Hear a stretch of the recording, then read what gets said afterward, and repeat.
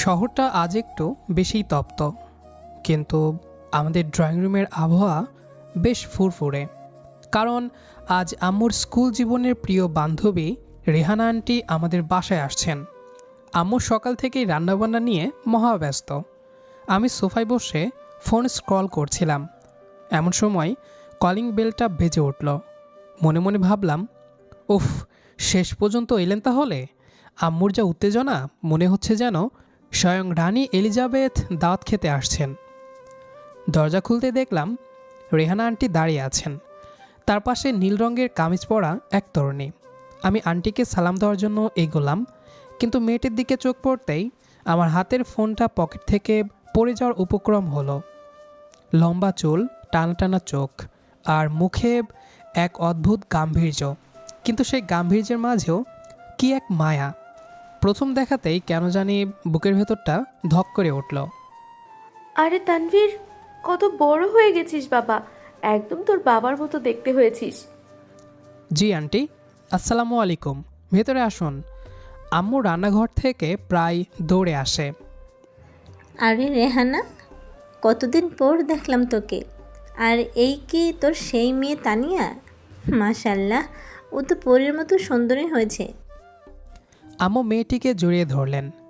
মেয়েটি শুধু হালকা একটু হাসল, তবে সেই হাসিতে উষ্ণতার চেয়ে শিষ্টাচার বেশি ছিল। আম্মু আমাকে ইশারা করলেন ওদের ব্যাগগুলো ভেতরে নিয়ে যেতে। আমি তানিয়ার দিকে তাকিয়ে একটা হালকা হাসি দেওয়ার চেষ্টা করলাম। হাই তানিয়া, আমি তানভীর। তোমাদের জার্নি নিশ্চয়ই খুব ক্লান্তিকর ছিল। তানিয়া আমার দিকে একবার আর চোখে তাকালো। তার চোখের দৃষ্টি এতটাই তীক্ষ্ণ যে আমার শিরদাঁড়া দিয়ে একটা হিমশীতল স্রোত বয়ে গেল। ব্যাগটা ড্রয়িং রুমের একপাশে রাখলেই হবে, আমি নিজেই নিতে পারবো, আপনার কষ্ট করার দরকার নেই। মনে মনে ভাবলাম, বাবা, এ তো দেখি জীবন্ত আগ্নেয়গিরি। এত সুন্দর একটা মুখে এমন মেজাজ মানায়, কিন্তু কেন জানি এই রাগটাই দেখতে বেশি ভালো লাগছে। একেই কি বলে ক্রাশ খাওয়া? তানভীর, হাঁ করে দাঁড়িয়ে না থেকে তানিয়াকে ওর রুমটা দেখিয়ে দে। আর রেহানা, তুই আমার সাথে আয়, অনেক গল্প বাকি। আমি তানিয়াকে ওর জন্য বরাদ্দ করা গেস্ট রুমের দিকে নিয়ে যাচ্ছিলাম। করিডোর দিয়ে হাঁটার সময় আমাদের মাঝখানে এক নিস্তব্ধ নীরবতা। আমি নীরবতা ভাঙার জন্য আবার মুখ খুললাম। আমাদের এই রুমটা খুব শান্ত, জানালা দিয়ে বাগান দেখা যায়, তোমার ভালো লাগবে। তানিয়া হঠাৎ থেমে গিয়ে সরাসরি আমার চোখের দিকে তাকিয়ে বলে, দেখুন তানভীর সাহেব, আমি এখানে আম্মুর চোরাচুরিতে এসেছি। আমার মেজাজ এমনিতেই খারাপ হয়ে আছে, তাই বেশি কথা বলে সেটা আর না বাড়ালেই ভালো হয়। আপনি আপনার কাজ করুন, আমাকে আমার মতো থাকতে দিন, ওকে? আমি থতমত খেয়ে গেলাম। মেয়েটা সোজাসুজি মুখের ওপর কথা বলে দিল। আমি শুধু মাথা নেড়ে সরে এলাম, কিন্তু মনে মনে এক অদ্ভুত জেদ আর ভালো লাগা কাজ করতে শুরু করলো। বিড়বিড় করে নিজেকেই বললাম, রাগী বউ হিসেবে তোমাকে কল্পনা করাটা কি খুব বেশি আগ বাড়িয়ে ভাবা হয়ে যাবে? না থাক, আপাতত শুধু রাগী ক্রাশ হিসেবেই থাকো। এই রাগ ভাঙানোর দায়িত্ব না হয় আমিই নিলাম। ড্রয়িং রুমে বসে আছি ঠিকই, কিন্তু কান পড়ে আছে পাশের রুমে।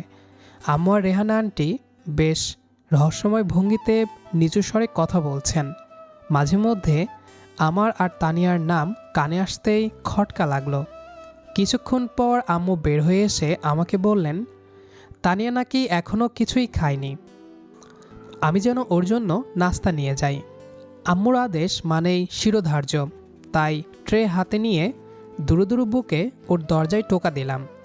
তানিয়া দরজা খুলেই ভ্রু কুঁচকে আমার দিকে তাকালো, ওর চোখে যেন তলোয়ারের ধার।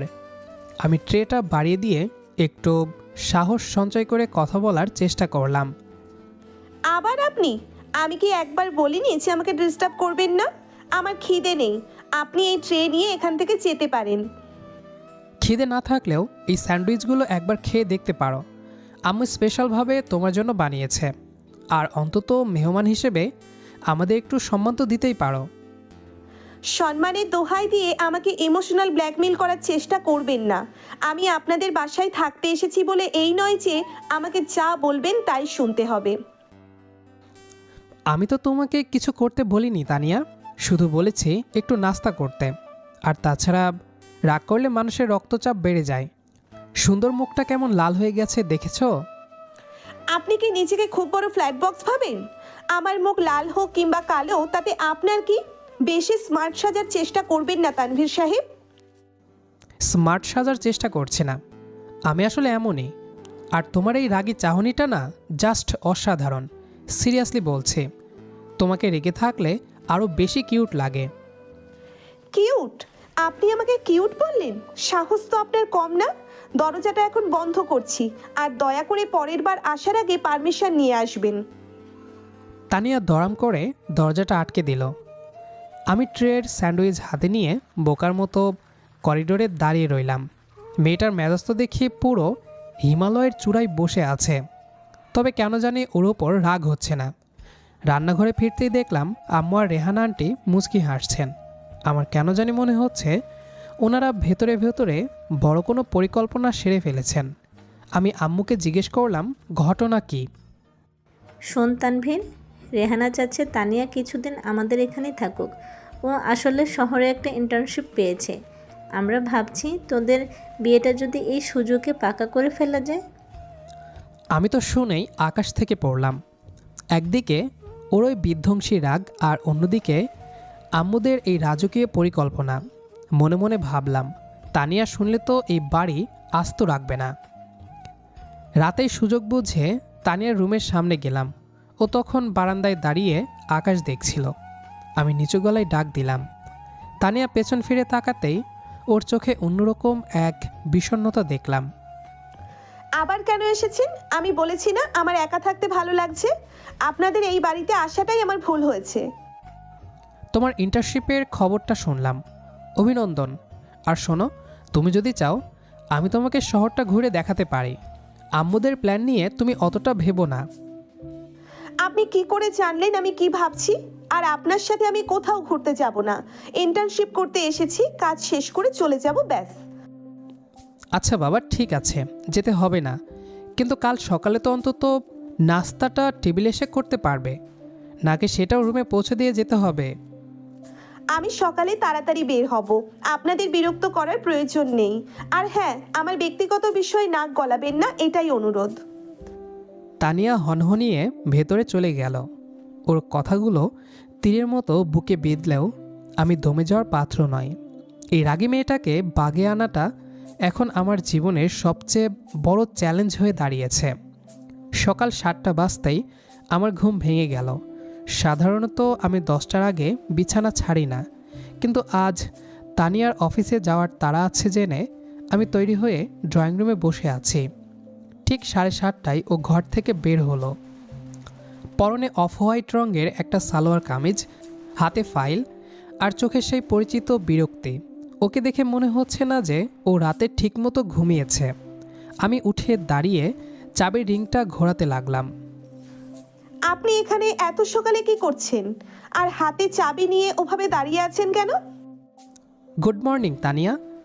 আমি আসলে ভাবলাম আজ তোমার প্রথম দিন, রাস্তাঘাট তো চেনো না, তাই তোমাকে অফিসে নামিয়ে দেওয়ার দায়িত্বটা আমিই নিলাম। আমি গুগল ম্যাপ ব্যবহার করতে জানি, আর শহরে উবারও চলে। আপনাকে আমার পার্সোনাল ড্রাইভার হওয়ার কষ্ট করতে হবে না, দয়া করে পথ ছাড়ুন।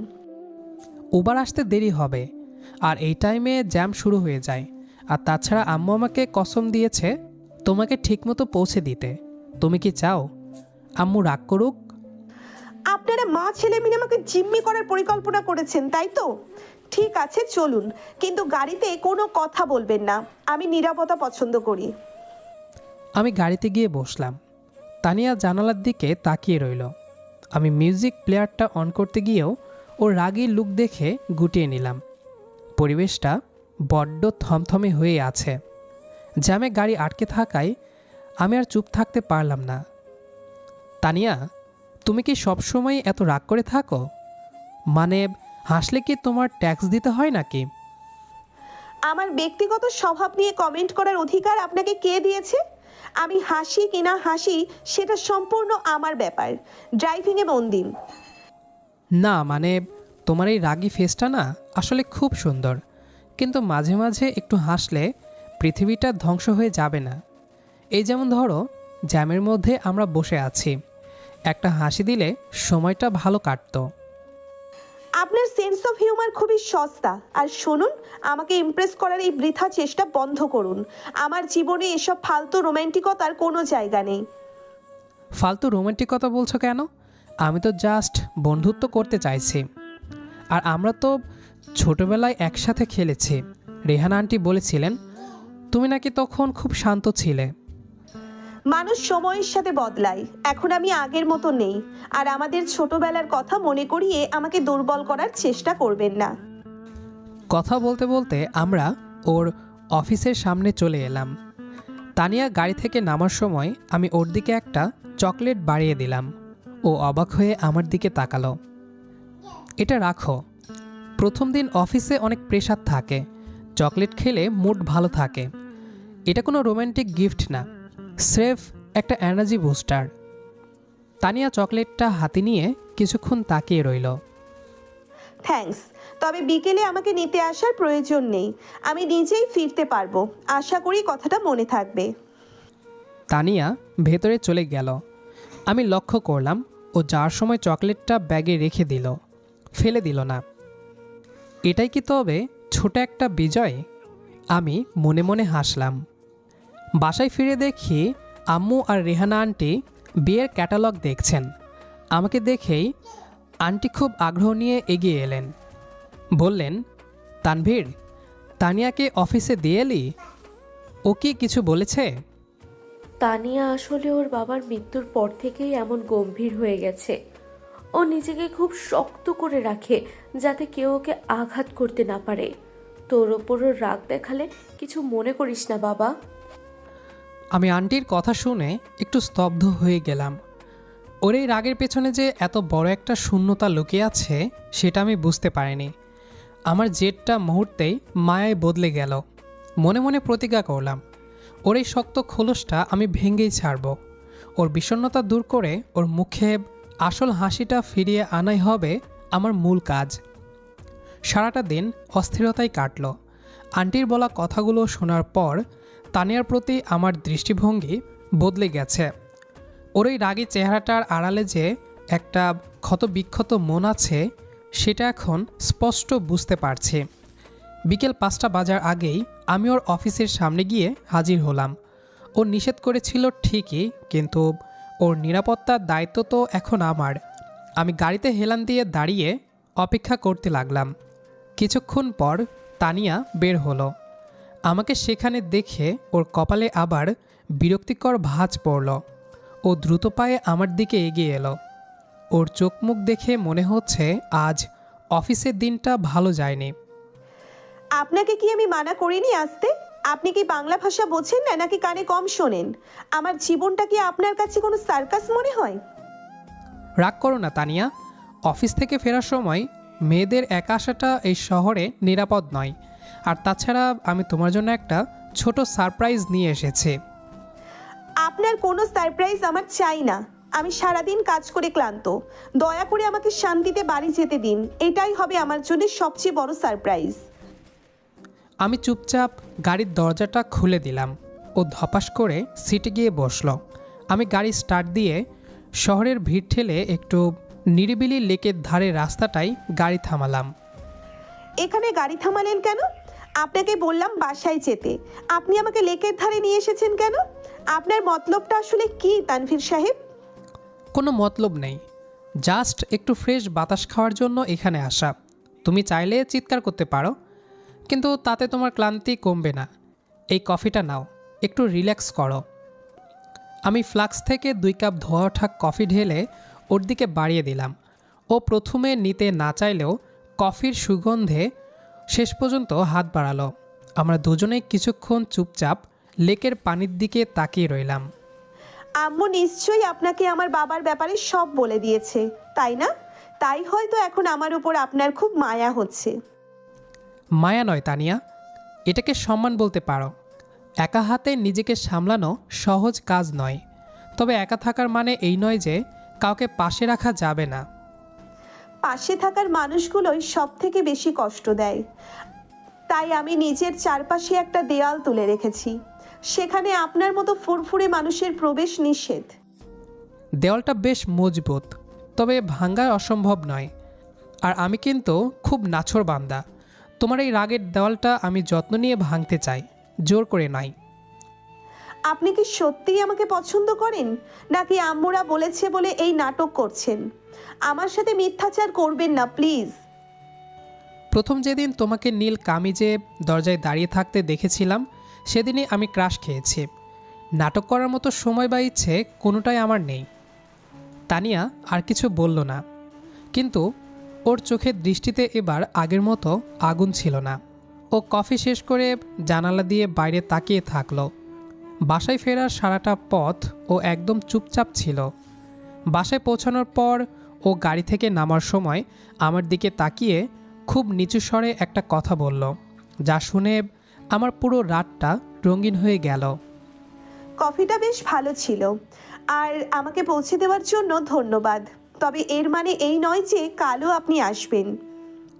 ও ভেতরে চলে গেল। আমি নিজের অজান্তেই হাসতে শুরু করলাম। রাগী মেয়েটার বরফ কি তবে গলতে শুরু করেছে?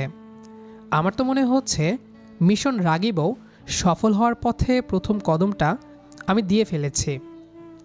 গতরাতের ওই ছোট ধন্যবাদটুকু আমার জন্য টনিকের মতো কাজ করেছে। আর সকালে ঘুম থেকে উঠেই দেখি তানিয়া ডাইনিং টেবিলে বসে আম্মুর সাথে নাস্তা করছে। আমাকে দেখে ও মুখ নামিয়ে নিল, কিন্তু এবার আর উঠে চলে গেল না। আমি ওর উল্টো পাশের চেয়ারে বসলাম। আম্মু আমাদের দিকে তাকিয়ে মিটিমিটি করে হাসছেন।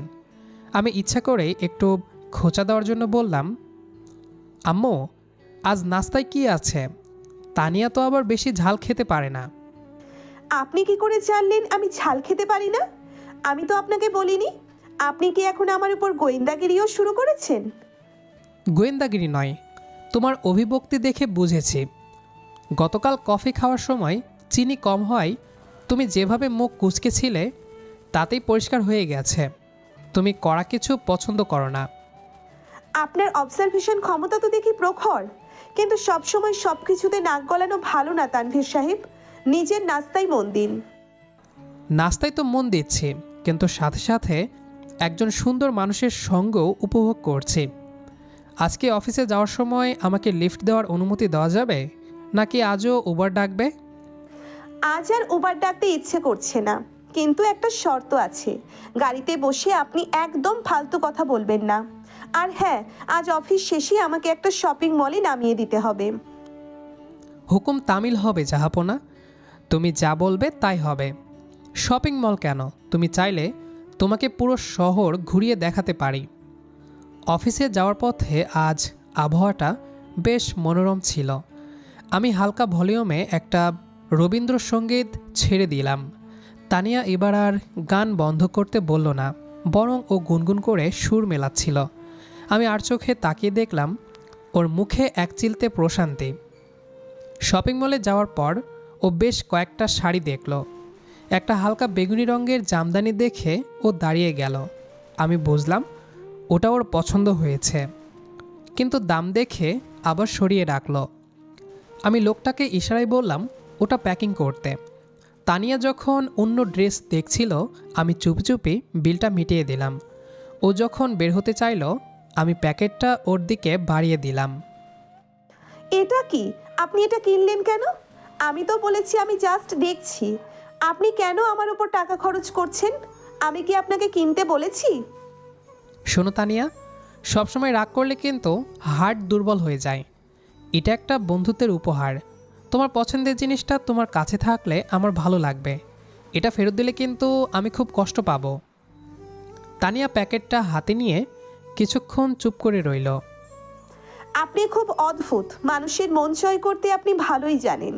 তবে মনে রাখবেন, আমি কিন্তু এখনো আপনাকে পুরোপুরি ক্ষমা করিনি।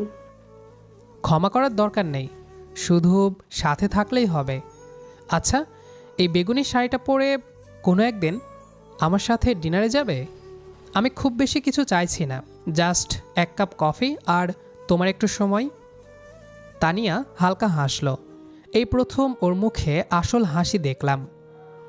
দেখা যাবে, আগে নিজের স্বভাব ঠিক করুন, তারপর ডিনারের কথা ভাববো। এখন চলুন, আম্মু অপেক্ষা করছে। আমরা যখন গাড়িতে ফিরছিলাম, তানিয়া হঠাৎ বলল, তানভীর, মাঝে মাঝে আমার খুব একলা লাগে। সবাই আমাকে ছেড়ে চলে যায়। আপনিও কি অন্য সবার মতো মাঝপথে আমাকে ফেলে যাবেন? আমি গাড়ির গতি কমিয়ে ওর দিকে তাকালাম। তানিয়া, আমি তোমাকে জেতার জন্য আসিনি, আমি এসেছি তোমার হারানো হাসিটা ফিরিয়ে দিতে। তুমি চাইলে আমি সারা জীবন তোমার এই রাগী চাহনির সামনে দাঁড়িয়ে থাকতে রাজি। বাসায় ফেরার পর তানিয়া ওর রুমে যাওয়ার আগে দরজার আড়াল থেকে উকি দিয়ে বলল, বেগুনি রঙটা আমার খুব প্রিয়। Thank you Tanvir. বলেই ও দ্রুত দরজা বন্ধ করে দিল।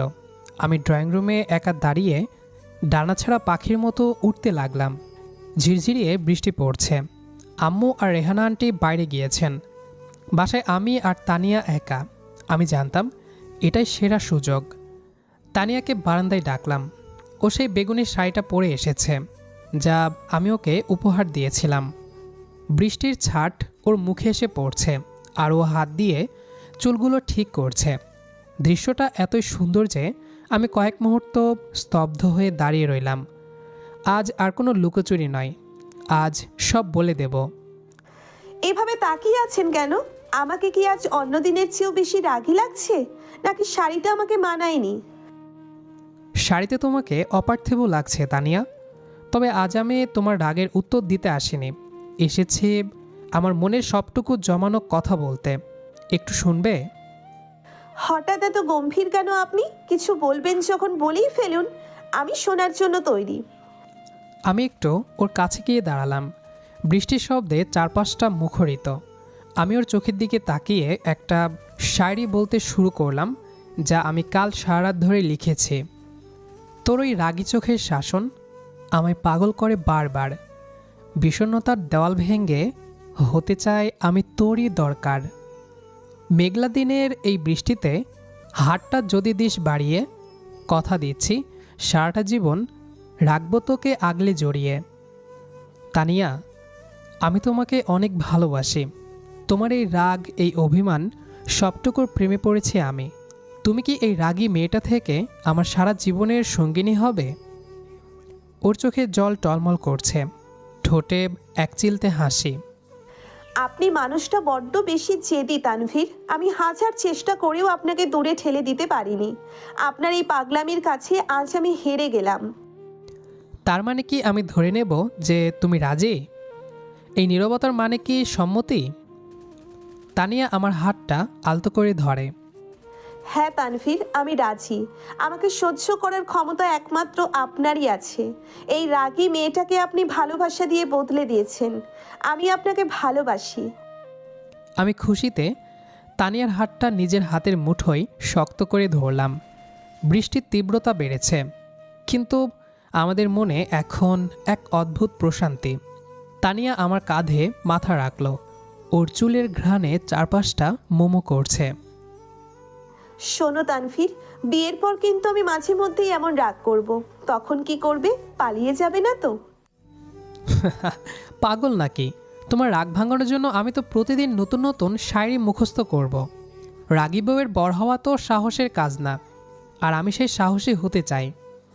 আপনি না একদম একটা পাগল, তবে আমার প্রিয় পাগল। আমাদের গল্পটা কিন্তু খুব অদ্ভুত, তাই না? আম্মুর বান্ধবীর মেয়ে থেকে সরাসরি আপনার বউ। অদ্ভুত বলেই তো সুন্দর। আমাদের এই ছোট বাগান বাড়ি, বৃষ্টি আর তোমার হাতের এই নরম স্পর্শ, আমি আর কিছুই চাই না। আজ থেকে আমাদের এক নতুন যাত্রা শুরু হলো। বৃষ্টির বিকেলে আমরা দুজন পাশাপাশি দাঁড়িয়ে রইলাম। ভালোবাসা যে কেবল মিষ্টি কথায় হয় না, মাঝে মাঝে রাগের আড়ালেও এক সমুদ্র মায়া লুকিয়ে থাকে। তা আজ তানিয়াকে দেখে বুঝতে পারলাম। আমাদের গল্পের শুরুটা ঝগড়া দিয়ে হলেও শেষটা হলো এক পৃথিবী ভালোবাসায়। তো দর্শক, আজকের গল্পটির থেকে এখানেই বিদায় নিচ্ছি, আর অপেক্ষা করুন পরবর্তী ভালোবাসার গল্পের জন্য। সে পর্যন্ত ভালো থাকবেন এবং লাইক কমেন্ট শেয়ার করে আমাদের সাথেই থাকুন। আর নতুনরা কিন্তু সাবস্ক্রাইব করতে ভুলবেন না। আল্লাহ হাফেজ।